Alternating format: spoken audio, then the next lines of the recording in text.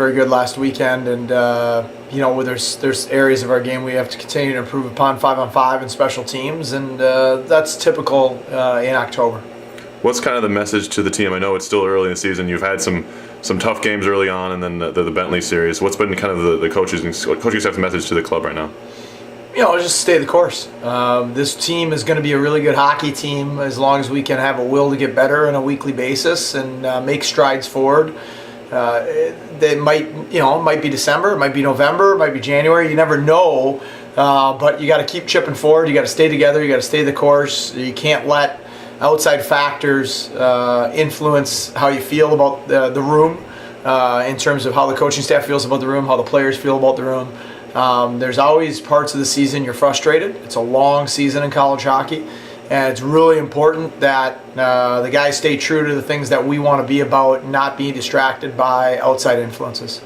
You've said seemingly every year that freshmen, you don't expect anything of them as far as on the ice, as far as, I don't know the best way to say this, but I guess as far as production-wise, their job is to show up and do their job. Is that kind of how you've treated this class as well?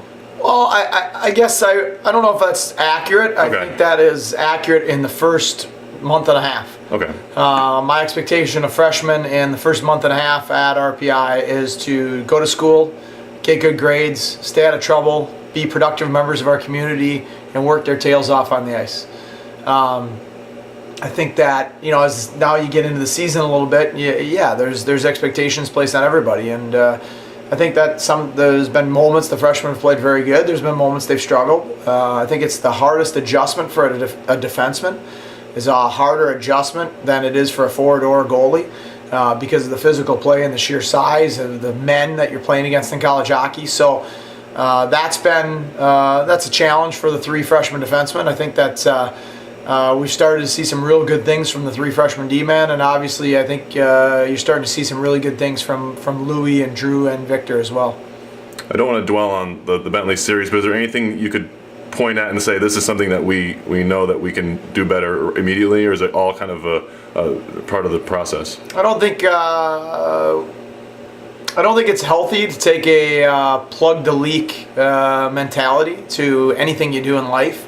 I think it's very tempting as a coach, as a husband, father, whatever it is, to see one thing and oh my gosh, and I gotta stop the leak, and you put a finger in it, and then 10 leaks come somewhere else. So you continue to evaluate your team. You make adjustments based on how you're playing, what your personnel looks like, things you need to work on.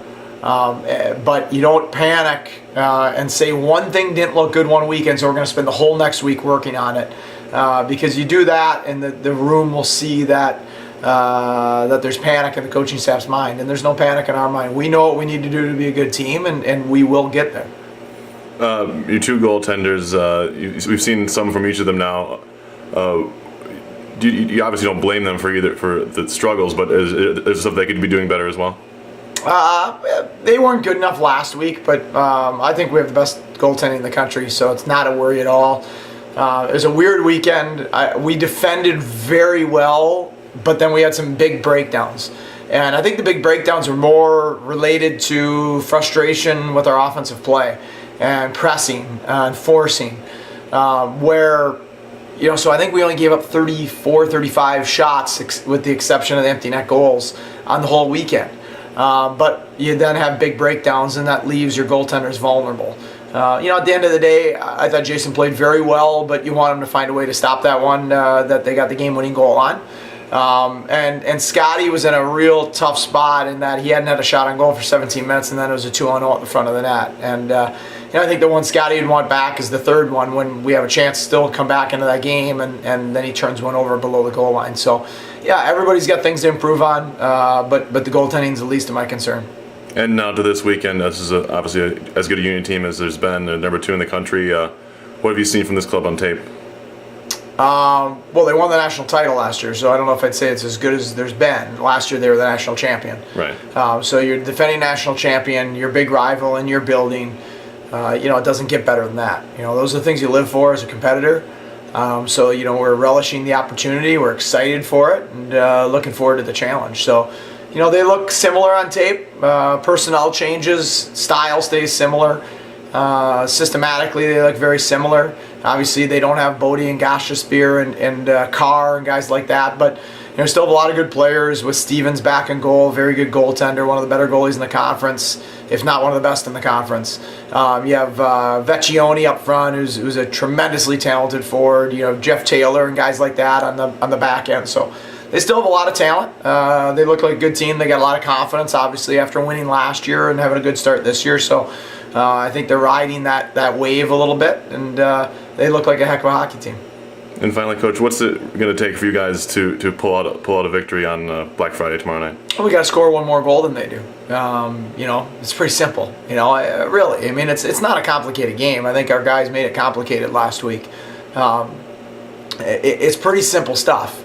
Win your puck battles, because at the end of the day, hockey comes down to one-on-one battles. It's a physical sport, and if you're not willing to win puck battles, you're not willing to possess the puck, have possession against your opponent, then you're going to lose more often than not. So you need to make smarter puck decisions. We need to win our 50-50 battles so we can maintain possession more, and we need to spend an inordinate amount of time in their zone making them defend.